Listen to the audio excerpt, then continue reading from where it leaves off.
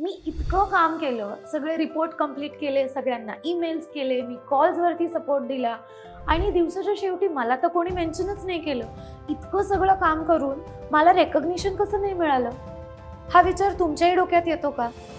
नमस्कार, मी मुग्धा चांदोरकर डाके, I am a psychologist. आज आपण बघणार आहोत हे जे वर्क कल्चरमध्ये विजिबिलिटी वाढत चालली आहे आणि यातनं जे ओव्हर थिंकिंग आणि एन्झायटी वाढत चालली आहे ती टॅकल कशी करायची. नंबर 1, रोज एफर्ट्स दाखवण्यापेक्षा ते दर्जेदार आहेत का याकडे लक्ष द्या.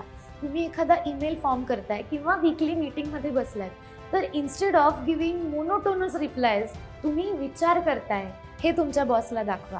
मला माहिती आहे जेव्हा तुमचे कलिग सुद्धा आयडिया शेअर करतात तेव्हा इट कॅन बी ओव्हरवेल्मिंग. तुम्हाला असं वाटू शकतं की मी यांच्या पुढे कसा काय तग धरणार. पण तुमचं छोटंसं इन्साईट प्रत्येक वेळेस मांडत राहा की आज ना 20% ग्रोथ दिसली किंवा या आठवड्यात मी असं बघितलंय की अमुक प्रकारच्या कंप्लेंट्स जास्ती आल्या, त्यामुळे मला ह्या प्रकारची पद्धत वापरावी लागली. आणि बघा, तुमच्या बॉसला असं वाटेल की तुम्ही काहीतरी वेगळे विचार करताय. नंबर 2, तुमचे मुद्दे स्पष्टपणे मांडा. तुम्ही टीम मीटिंगमध्ये बसलाय तर तुमचं काम तर बोलतच आहे, पण त्याचबरोबर तुमचे मुद्दे तुम्ही स्पष्टपणे न घाबरता मांडायला शिका. फार तर काय होईल, बॉस म्हणेल हे पटत नाहीये, इट्स ओके, पण ॲटलिस्ट इट शोज दॅट तुम्ही कन्सिस्टंट आहात, तुमचे एफर्ट्स तिथे दिसतात. त्यामुळे बोलायला कधी घाबरू नका.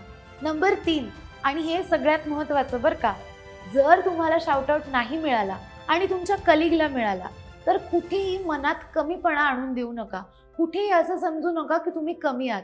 रॅदर मनात हाच विचार ठेवा की मी माझं काम प्रामाणिकपणे करतोय आणि मला ह्याचे इन्सेंटिव्स, मला ह्याचा बोनस कधीतरी मिळणार आहे. तुमच्याही बाबतीत असं कधी घडतं का?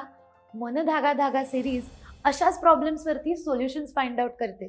जर तुम्ही कुठल्या सिच्युएशन्सना आत्ता कंटाळले असाल आणि तुम्हाला जर सोल्युशन हवं असेल तर मला तुमचा प्रॉब्लेम कमेंट्समध्ये नक्की लिहून पाठवा आणि मी याच्यावर सोल्युशन काढायचा, तुम्हाला मदत करायचा नक्की प्रयत्न करेन.